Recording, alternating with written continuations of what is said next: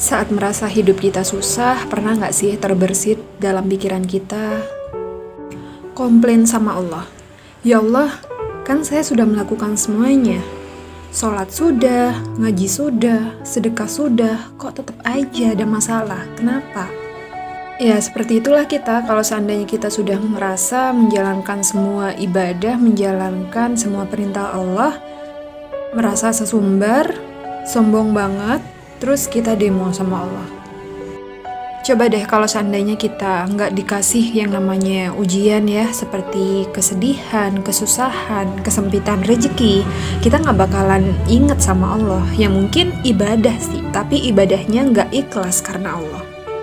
Nah, kalau seandainya kita sudah merasa seperti itu, sering demo sama Allah, coba deh kita mulai yang namanya tafakur dari sekian banyak dosa-dosa yang kita lakuin. Dosa yang mana lagi sih yang harus kita tafakuri? Iya, salah satunya dosa yang sering kita lakukan, yang mungkin kita mikirnya itu dosa kecil, tapi kalau seandainya sering kita lakukan, yaitu juga akan menimbun jadi dosa besar. Bisa juga dosa-dosa yang kita lakukan saat ibadah. Nggak usah jauh-jauh deh, emang sih benar kita yang namanya sholat, sedekah, zikir, sholawat. Tapi pernah nggak sih teman-teman mikir ada salah satu dosa yang mungkin kita tuh anggap enteng?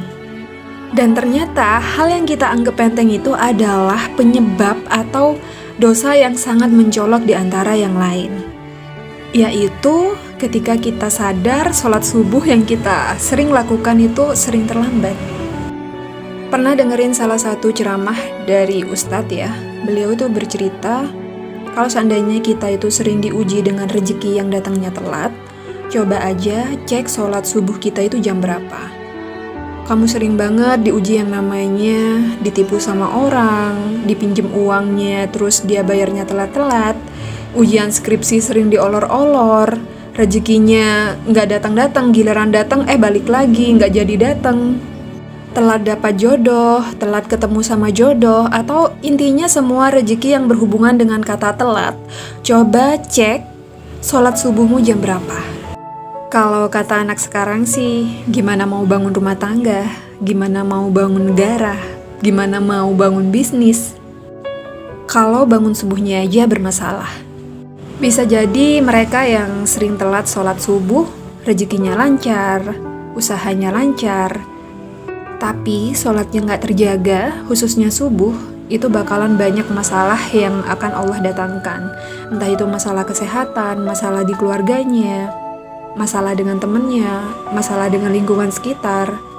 Intinya Allah itu mengingatkan ya karena Allah sayang agar kita taat dan berubah. Ya, kenapa sih dengan sholat subuh kok begitu berkaitannya dengan masalah rezeki? Apa hubungannya? Yang pasti di saat subuh Allah itu memerintahkan seluruh malaikatnya untuk turun ke bumi dan memberikan rezeki. Jadi bisa dibayangkan ya, saat malaikat turun dari langit, terus kita memohon sama Allah dengan sholat subuh di awal waktu. Kita minta ketenangan hidup, kita minta jodoh, minta dilancarkan usahanya, minta dilunaskan hutangnya. Kira-kira dapat nggak kalau seandainya malaikat langsung yang turun dari langit memberikan rezekinya pada saat kita memohon? Nah, gimana mau dapat kalau seandainya pas pembagian rezeki kita malah terlelap tidur? Kita lupa sholat subuh. Ya sholat subuh sih, tapi jam 5:30. Wajar ya kalau seandainya hidupnya itu penuh dengan masalah, kita nggak pernah tenang. Rezekinya mampet, rezekinya seret, ya karena kita nggak dapat kebaikan dari sholat subuh tadi. Kita nggak dapat rezeki yang dibagikan langsung sama malaikat tadi. Yuk kita jalan-jalan dulu ke Quran Surat Al-Isra ayat 78, di mana Allah itu memberitakan gimana sih dahsyatnya sholat subuh itu. Yang artinya seperti ini, dirikanlah sholat dari sesudah matahari tergelincir sampai gelap malam, dan didirikanlah pula sholat subuh. Sesungguhnya sholat subuh itu disaksikan oleh para malaikat. Nah, dari sini kita bisa mikir ya, kenapa sholat subuh yang diingatkan sama Allah. Jadi, kalau seandainya kita masih ada masalah dalam hidup yang belum selesai-selesai, nggak kelar-kelar, coba deh cek sholat subuh kita tuh jam berapa. Kalau ini sudah dilaksanakan sih insya Allah ya, barokah Allah pasti akan menghampiri. Nah sekarang kita jalan-jalan dulu ke Turki. Siapa nih yang nggak tahu Turki? Pasti semua orang tahu. Negara maju, negara yang sangat pesat pertumbuhannya dan menjadi salah satu negara yang disegani sama negara yang lain dan diperhitungkan juga. Kok bisa?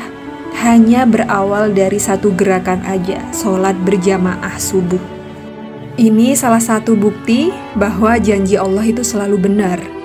Satu negara aja Allah bisa ngubah, apalagi cuma satu orang. Atau satu rumah tangga, itu mah terlalu kecil bagi Allah. Yuk, mulai sekarang kita rubah. Sholat subuh kita jadi lebih on time, lebih bangun di awal waktu, sehingga kita bisa sholat berjamaah ya, khusus laki-laki. Dan kalau perempuan bisa sholat di rumah, bisa jamaah juga. Insya Allah, barokahnya Allah pasti akan datang menghampiri kita. Semoga kita selalu diberi keistiqomahan ya. Wassalamualaikum warahmatullahi wabarakatuh.